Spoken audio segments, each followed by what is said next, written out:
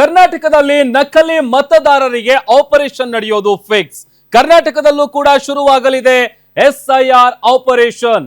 ಥೇಟ್ ಪಶ್ಚಿಮ ಬಂಗಾಳದಲ್ಲಿ ಯಾವ ರೀತಿಯಾಗಿ ಎಸ್ಐಆರ್ ಪ್ರಕ್ರಿಯೆಯನ್ನ ಮಾಡಿ 90 ಲಕ್ಷ ನಕಲಿ ಮತದಾರರನ್ನ ಡಿಲೀಟ್ ಮಾಡಿದ್ರು, ಅದೇ ರೀತಿಯಾಗಿ ನಮ್ಮ ರಾಜ್ಯದಲ್ಲೂ ಕೂಡ ಎಸ್ಐಆರ್ ಆಪರೇಷನ್ ಶುರುವಾಗಲಿದೆ.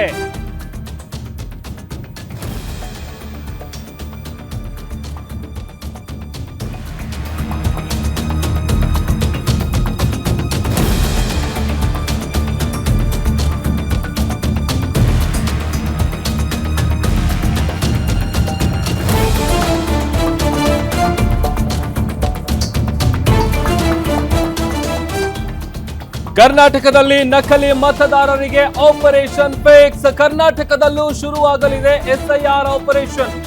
ಪಶ್ಚಿಮ ಬಂಗಾಳದಲ್ಲಿ 90 ಲಕ್ಷ ನಕಲಿ ಮತದಾರರನ್ನ ಡಿಲೀಟ್ ಮಾಡಲಾಗಿತ್ತು. ಅದೇ ರೀತಿಯಾಗಿ ನಮ್ಮ ರಾಜ್ಯದಲ್ಲೂ ಕೂಡ ಆಪರೇಷನ್ ಮಾಡಲಾಗುತ್ತೆ. ಹಾಗಾದ್ರೆ ಕರ್ನಾಟಕದಲ್ಲಿ ಎಷ್ಟು ಲಕ್ಷ ನಕಲಿ ಮತದಾರರು ಡಿಲೀಟ್ ಆಗ್ತಾರೆ?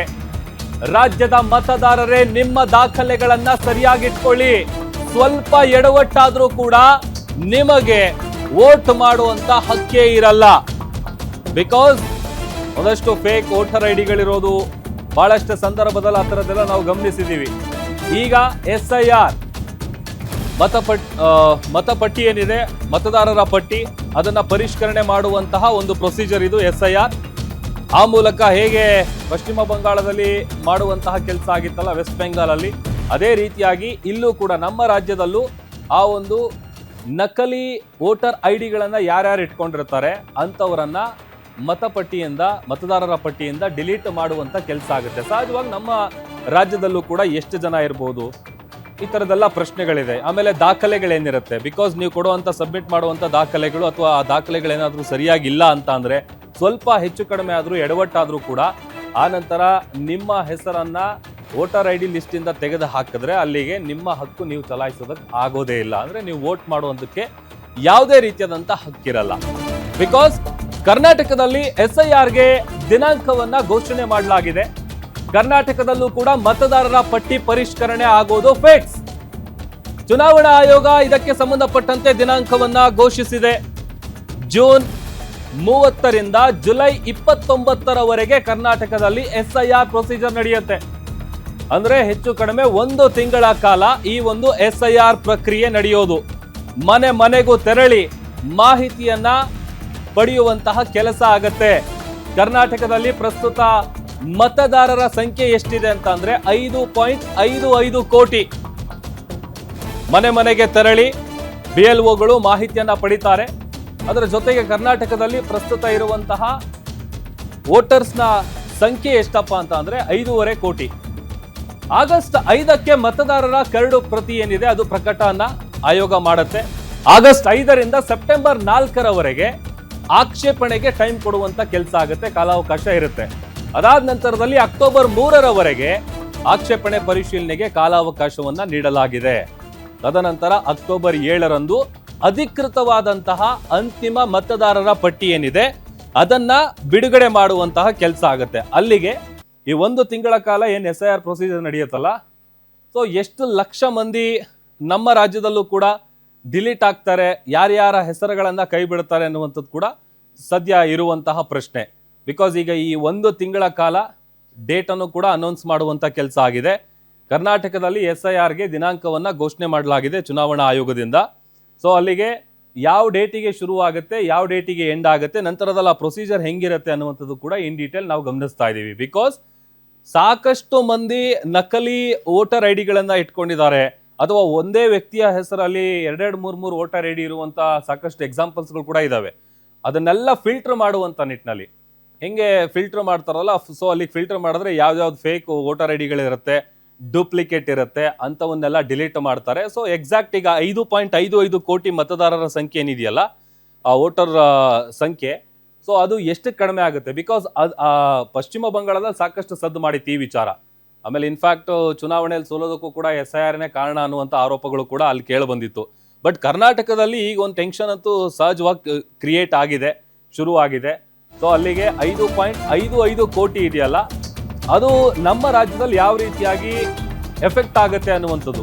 ಇನ್ನ ಮಮತಾ ರೀತಿಯಲ್ಲೇ ಕರ್ನಾಟಕದಲ್ಲೂ ಕೂಡ SIRಗೆ ವಿರೋಧನ, ಮಮತಾ ಬ್ಯಾನರ್ಜಿ ರೀತಿಯಲ್ಲೇ ಸುಪ್ರೀಂ ಕದ ತಟ್ತಾರ ಸಿದ್ದರಾಮಯ್ಯ ಅನ್ನುವಂತ ಪ್ರಶ್ನೆ ಇದೆ. ಪಶ್ಚಿಮ ಬಂಗಾಳದಲ್ಲಿ SIR ಅನ್ನ ವಿರೋಧಿಸಿ ಸುಪ್ರೀಂಗೆ ಹೋಗಿದ್ರು ಮಮತಾ ಬ್ಯಾನರ್ಜಿ ಅವರು. ಯಾವುದೇ ಕಾರಣಕ್ಕೂ SIR ವಿರೋಧಿಸದಂತೆ ಸುಪ್ರೀಂ ಸೂಚನೆಯನ್ನ ಕೊಟ್ಟಿತ್ತು. ಕರ್ನಾಟಕದಲ್ಲಿ ಕಾಂಗ್ರೆಸ್ ಸರ್ಕಾರ ಇರೋದ್ರಿಂದ ಸಾಕಷ್ಟು ಕುತೂಹಲ ಕೆರಳಿಸ್ತಾ ಇದೆ. ಏನ್ ಮಾಡ್ತಾರೆ, ಇದಕ್ಕೆ ಓಕೆ ಅಂತಾರ ಇಲ್ವಾ, ಅಥವಾ ಕಾನೂನಾತ್ಮಕ ಹೋರಾಟ ಏನಾದರೂ ಶುರು ಮಾಡ್ತಾರ ನಮ್ಮ ರಾಜ್ಯದಲ್ಲಿ ಅಂತ. ರಾಜಕೀಯ ವಾದ ವಿವಾದಕ್ಕೆ ಕಾರಣ ಆಗತ್ತಾ ಮತದಾರರ ಪಟ್ಟಿ ಪರಿಷ್ಕರಣೆ ಅನ್ನುವಂತಹ ಕುತೂಹಲ ಕೆರಳಿಸ್ತಾ ಇದೆ. ಬಿಕಾಸ್ ಈಗ ಹಿಂದೆ ಏನು ಇಷ್ಟು ದಿನಗಳಿಂದ ವೆಸ್ಟ್ ಬೆಂಗಾಲಲ್ಲಿ ವೋಟಿಂಗ್ ಮಾಡುವಂತ ವಿಚಾರ ಆಗಿರ್ಬೋದು, ಜೊತೆಗೆ ಅವ್ರು ಗೆಲ್ತಾ ಇದ್ದಂತ ರೀತಿ ಆಗಿರ್ಬೋದು, ಅದೆಲ್ಲವೂ ಕೂಡ ಈ ಬಾರಿ ತಲೆಬುಡ ಸಮೇತ ಎಲ್ಲ ಉಲ್ಟಾ ಪಲ್ಟಾ ಆಯಿತು. ಬಿಕಾಸ್ ನಿರೀಕ್ಷೆ ಮಾಡಿರಲಿಲ್ಲ ಬಿಜೆಪಿ ಅಷ್ಟು ದೊಡ್ಡ ಮಟ್ಟದಲ್ಲಿ ನಂಬರ್ ಸ್ಕೋರ್ ಮಾಡುತ್ತೆ ಅಂತ. ಬಟ್ ಇದು ಕೂಡ ಒನ್ ಆಫ್ ದ ರೀಸನ್ ಅಂತೇಳಿ ಅಲ್ಲಿ ಮಮತಾ ಅವರು ಇದನ್ನೇ ಆರೋಪ ಮಾಡಿ ಕೋರ್ಟ್ ಕದ ಎಲ್ಲ ತಟ್ಟಿದ್ರು. ಬಟ್ ಅಲ್ಲಿ ಅವರಿಗೆ ಚೀಮಾರಿ ಹಾಕಿ ಇಲ್ಲ ಇದಕ್ಕೆ ವಿರೋಧ ಮಾಡಬಾರ್ದು ಅನ್ನುವಂಥ ಸೂಚನೆಯನ್ನ ಕೋರ್ಟ್ ಕೊಟ್ಟಿತ್ತು. ಅದಾದ ನಂತರದಲ್ಲಿ ಈಗ ಕರ್ನಾಟಕದಲ್ಲಿ ಕಾಂಗ್ರೆಸ್ ಸರ್ಕಾರ ಅಧಿಕಾರದಲ್ಲಿರೋದ್ರಿಂದ ಸಹಜವಾಗಿ ಕುತೂಹಲ ಇದೆ, ಏನ್ ಮಾಡ್ತಾರೆ ಏನು ಎತ್ತ ಅಂತೇಳಿ. ಆಮೇಲೆ ರಾಜಕೀಯ ವಾದ ವಿವಾದಕ್ಕೆ ಏನಾದರೂ ಈ ಮತದಾರರ ಪಟ್ಟಿ ಪರಿಷ್ಕರಣೆ ಇದೆಯಲ್ಲ, ಇದು ಕಾರಣ ಆಗುತ್ತಾ ಅನ್ನುವಂಥದ್ದು ಕೂಡ ಸಹಜವಾಗಿ ಮೂಡ್ತಾ ಇರುವಂತಹ ಕುತೂಹಲ. ಬಿಕಾಸ್ ಈಗ ಒಂದು ಪಾರದರ್ಶಕವಾಗಿ ಚುನಾವಣೆಯನ್ನು ನಡೆಸಬೇಕು ಅಂತೇಳಿ ಚುನಾವಣಾ ಆಯೋಗ ತೆಗೆದುಕೊಂಡಿರುವಂತ ನಿರ್ಧಾರ ಇದು. ಸೊ ಅದೇ ಪ್ರಕಾರವಾಗಿ ಈಗ ದಿನಾಂಕವನ್ನು ಕೂಡ ಚುನಾವಣಾ ಆಯೋಗ ಘೋಷಣೆ ಮಾಡಿದೆ.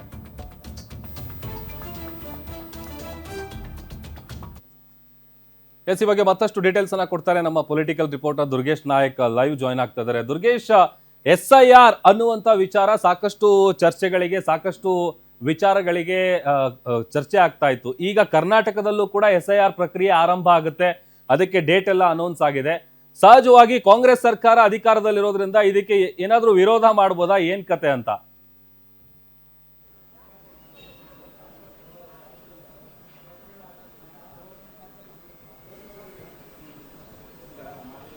ಖಂಡಿತ ಪ್ರಭು, ನೀವು ಹೇಳಿದಂತೆ ಕಾಂಗ್ರೆಸ್ ಸರ್ಕಾರ ಇದಕ್ಕೆ ವಿರೋಧವನ್ನು ವ್ಯಕ್ತಪಡಿಸೋದಕ್ಕೆ ನೇರವಾಗಿ ಆಗೋದಿಲ್ಲ. ಆದರೆ ಪರೋಕ್ಷವಾಗಿ ಯಾವ ರೀತಿ ವಿರೋಧವನ್ನು ವ್ಯಕ್ತಪಡಿಸಬೇಕು ಮತ್ತೆ SIR ಅನ್ನ ಯಾವ ರೀತಿ ಆಗತ್ತೆ ಅದನ್ನು ನೋಡಿಕೊಂಡು ಯಾವ ರೀತಿ ನಾವು ಜಾಗರೂಕರಾಗಿರ್ಬೇಕು ಅನ್ನೋ ನಿಟ್ಟಿನಲ್ಲಿ ಕೆಲವೊಂದಿಷ್ಟು ಕ್ರಮಗಳನ್ನ ಕೈಗೊಳ್ಳೋದಕ್ಕೆ ಈಗಾಗಲೇ ರಾಜ್ಯ ಸರ್ಕಾರ ಮುಂದಾಗಿರುವಂತದ್ದು. ಪ್ರಮುಖವಾಗಿ ಮೊನ್ನೆಯಷ್ಟೇ CM ಸಿದ್ದರಾಮಯ್ಯ ಅವರ ನಿವಾಸದಲ್ಲಿ ಒಂದಿಷ್ಟು ಸಂಘಟನೆಗಳ ಮುಖಂಡರ ಜೊತೆಗೆ ಕಾಂಗ್ರೆಸ್ನ ಸಚಿವರು ಮತ್ತು ರಾಜ್ಯ ಸರ್ಕಾರದಲ್ಲಿ ಪ್ರಮುಖ ಭಾಗವಾಗಿರುವಂತಹ DCM DK Shivakumar, CM Siddaramaiah, Priyank Kharge, Santosh Lad ಸೇರಿದಂತೆ ಹಲವಾರು ಸಚಿವರು ಇತರೆ ಸಂಘಟನೆಗಳ ಜೊತೆಗೆ ಚರ್ಚೆಯನ್ನು ಮಾಡಿರುವಂತದ್ದು.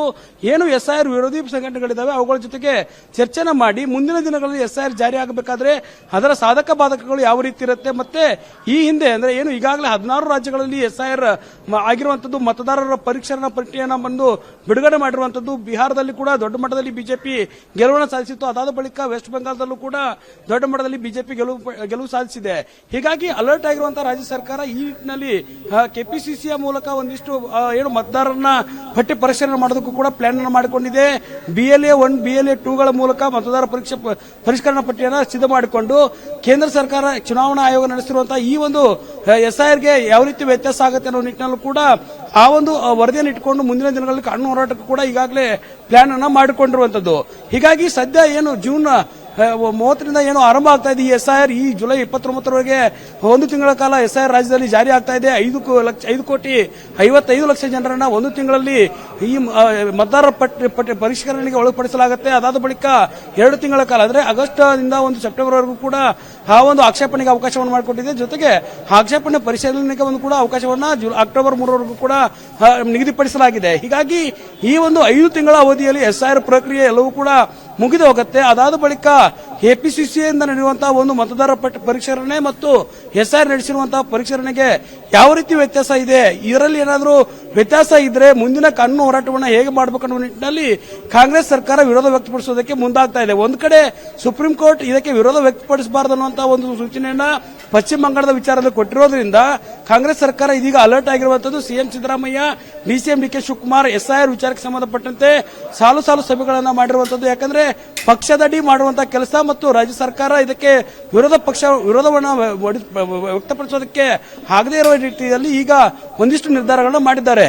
ಈಗ ಅಸಲಿಗೆ ಏನು ಚುನಾವಣಾ ಆಯೋಗ SIR ಇದರ ವರದಿ ಬಂದ ಬಳಿಕ ಕೆಪಿಸಿಸಿ ನಡೆಸುವಂತಹ ಒಂದು ವರದಿಯ ನಡುವೆ ವ್ಯತ್ಯಾಸ ಆದ್ರೆ ಕಾನೂನು ಹೋರಾಟಕ್ಕೆ ಹೋಗಬಹುದು. ಜೊತೆಗೆ ಸುಪ್ರೀಂ ಕೋರ್ಟ್ ಕೂಡ ಮೆಟ್ಟಿಲಿರುವಂತಹ ಅವಕಾಶಗಳಿದ್ದಾವೆ. ಈಗ ರಾಜ್ಯ ಸರ್ಕಾರ Okay. ಇದಕ್ಕೆ ಯಾವ ರೀತಿ ವಿರೋಧ ವ್ಯಕ್ತಪಡಿಸುತ್ತೆ ಮತ್ತೆ ಮತದಾರರು ಏನಾದರೂ ಪಟ್ಟಿಯಿಂದ ಬಿಟ್ಟು ಹೋದ್ರೆ ಕೆಪಿಸಿಸಿ ನಡೆಸುವಂತಹ ಒಂದು ವರದಿ ಮತ್ತು SIR ವರದಿಗೆ ವ್ಯತ್ಯಾಸ ಆದ್ರೆ ಕಾನೂನು ಹೋರಾಟಕ್ಕೆ ಹೋಗಿ ಮುಂದಿನ ದಿನಗಳಲ್ಲಿ SIR ಗೆ ವಿರೋಧ ವ್ಯಕ್ತಪಡಿಸಬೇಕಾಗತ್ತೆ. ಹೀಗಾಗಿ ಇದು SIR ಒಂದ್ ಕಡೆ ಬಿಜೆಪಿಗೆ ಲಾಭವನ್ನು ತಂದುಕೊಡ್ತಿದೆ ಅನ್ನುವಂತಹ ವಿಚಾರ ಇರೋದ್ರಿಂದಾನೇ ಕಾಂಗ್ರೆಸ್ನ ಸರ್ಕಾರ CM ಸಿದ್ದರಾಮಯ್ಯ ಇದೀಗ ಅಲರ್ಟ್ ಆಗಿ ಒಂದಿಷ್ಟು ನಿರ್ಧಾರಗಳನ್ನ ತೆಗೆದುಕೊಂಡಿರುವಂತದ್ದು. ಪ್ರಭು, ಓಕೆ, ಥ್ಯಾಂಕ್ ಯು ದುರ್ಗೇಶ್ ನಿಮ್ಮೆಲ್ಲ ಡೀಟೇಲ್ಸ್ಗಾಗಿ.